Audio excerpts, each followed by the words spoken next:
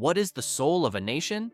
Is it forged in its wars, written in its laws, or perhaps whispered on the wind that moves through its oldest trees? America is a nation of action, of industry, of relentless forward momentum.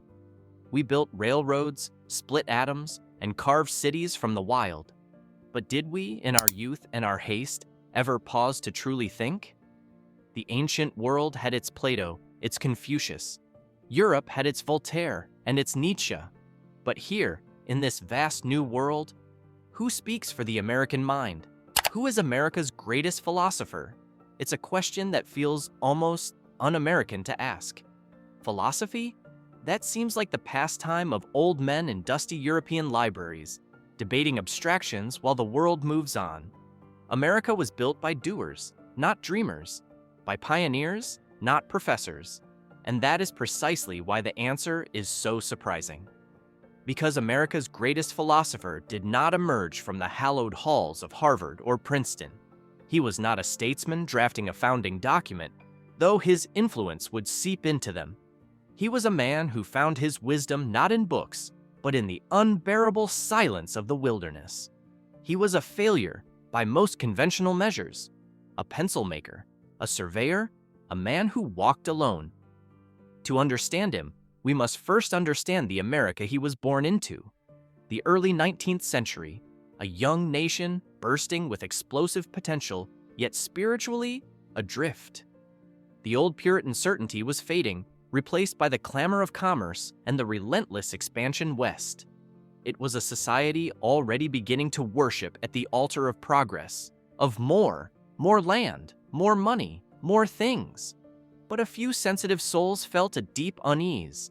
They saw the cost of this frenzy, the alienation, the disconnect from something deeper, something true. This gave birth to a movement known as transcendentalism. Its champions, like Ralph Waldo Emerson, were brilliant, eloquent voices calling for a return to intuition, to the individual spirit, to the God found in nature. Emerson was the sun around which this intellectual solar system revolved. He was the oracle, the respected figure who gave the movement its credence. He wrote the essays that inspired a generation. He was, by all accounts, the American philosopher of his age. But oracles need disciples. They need someone to hear their prophecy and take it further than they ever dared. And one day, a young Harvard graduate named Henry David Thoreau heard Emerson's call. He listened to the sermon about self-reliance and the oversoul, and he decided to live it. Not just write about it, not just lecture on it, to live it with a radical, terrifying purity. In 1845, he borrowed an axe, walked into the woods owned by his mentor Emerson on the shores of Walden Pond, and he built himself a cabin. His goal? To front only the essential facts of life, to suck out all the marrow of it, to live so sturdily and Spartan-like as to put to rout all that was not life. This was not a wilderness survival experiment. This was the ultimate philosophical act. It was a revolution in first principles. What is life for? What do we truly need? What is the relationship between a man, his society, and the natural world he is a part of? For 2 years, 2 months, and 2 days, Thoreau conducted his experiment. He measured the depth of the pond. He recorded the first thaw of the ice. He accounted for every penny he spent. $28.12 for his entire first year of existence. He listened, he watched, he wrote. And in that silence, away from the chatter and clutter of Concord society, he began to hear a different tune, a more fundamental rhythm. The philosophy he was developing wasn't one of complex systems or dense jargon. It was a philosophy of simplicity, of intentionality, of civil disobedience against an unjust state, of wildness as the preservation of the world. He was taking Emerson's brilliant ideas and running them through the unforgiving filter of real, lived experience. He was testing them, and in doing so, he was beginning to transcend his teacher. But a life of radical simplicity does not come without cost. A mind that sees the world with such clarity often sees the flaws in it with painful intensity. Thoreau's journey was one of profound insight, but also of isolation, of being misunderstood, of being seen as an eccentric hermit, a crank. He left the woods, as he said, for as good a reason as he went there. He had more lives to live, but the world he returned to was not quite ready for the truths he brought back from the pond. The weight of his experience, the monumental work he would produce, and the tragic, quiet end of his life, that is where our story turns. He walked out of the woods in 1847, but Henry David Thoreau never truly left them. The world he returned to was the same. The clamor of commerce, the politics of expansion, the social niceties of Concord. But the man was irrevocably changed. He had solidified his philosophy in the quiet of Walden Pond, and now he carried it back like a quiet, burning ember, ready to ignite a world he saw as desperately asleep. His time of isolation was over. Now began his time of protest. His radical ideas were about to be tested in the furnace of real-world injustice. The United States was barreling toward civil war, fueled by the abomination of slavery and what Thoreau saw as an immoral war of aggression in Mexico. For Thoreau, this was not a distant political debate. It was a personal, spiritual crisis. How could an individual live justly in an unjust state? His answer was as simple as it was revolutionary: disobedience, peaceful, resolute, and personal. When his local tax collector demanded money that would fund these state-sanctioned crimes, Thoreau refused. His punishment? A night in jail. That single night would become one of the most important in American thought. It was there, in the confines of that cell, that he crystallized the argument for his essay, Civil Disobedience. He argued that the individual's conscience is the highest authority, that a human being cannot be made an agent of injustice, that it is not just our right, but our duty, to refuse to cooperate with a malignant state.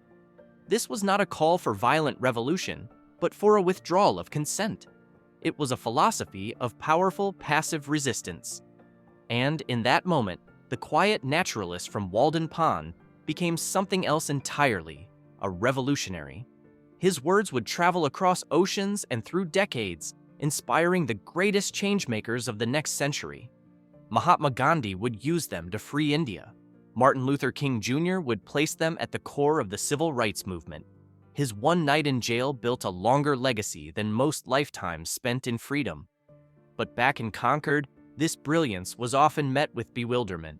He was considered odd, difficult, a man who preferred the company of turtles and loons to that of his neighbors. He continued to write, to revise his masterpiece, Walden, and to chart the natural world around him with the precision of a scientist and the soul of a poet. And then, too soon, the cough began. Tuberculosis. It wasted him away. In the spring of 1862, as the nation he loved tore itself apart in a war he believed was necessary to end the sin he despised, Henry David Thoreau was on his deathbed. The story goes that in his final days, his old family friend and stern Aunt Louisa asked him, "Henry, have you made your peace with God?" The man who had spent a lifetime seeking the divine not in churches, but in every chirping cricket and falling leaf, opened his eyes. His reply was simple, perfect, and utterly Thoreau. He said, "I did not know we had ever quarreled, Aunt." And with that, America's greatest philosopher was gone. He was 44 years old. So, why him? Why is this reclusive pencil maker from a small New England town America's answer to the great thinkers of history? Because his philosophy is not a system to be studied. It is a lens through which to live. Emerson gave us magnificent lectures. Thoreau gave us a manual for existence. He is the most American of philosophers because his central question is the Central American question. What does it mean to be free? He argued that true freedom isn't just political liberty. It is freedom from want, from clutter, from the opinions of others, from the tyranny of the unnecessary. It is the freedom to think independently, to act according to your conscience, and to live a deliberate life. He is our greatest because he is our most essential. He is the bedrock. Before you can build a skyscraper, you must pour the foundation. Before a nation can dream of manifest destiny, it must first understand itself. Thoreau is that foundational understanding. He is the quiet, stubborn voice that reminds us, in the cacophony of modern life, to simplify, to question authority, to march to the beat of a different drummer, to seek the eternal in the wild places that still remain.